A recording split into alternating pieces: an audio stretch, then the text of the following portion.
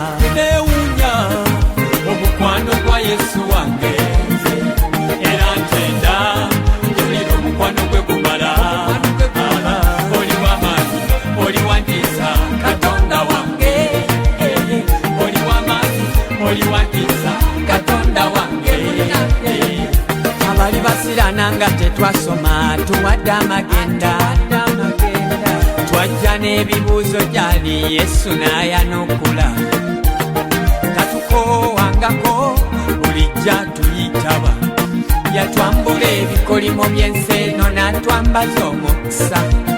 Nze yakyusa amannya gange, akyusiza endabika yange.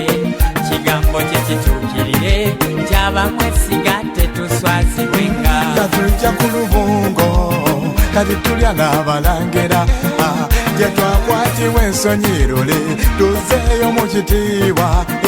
Alina love number 1 abeera kulokola.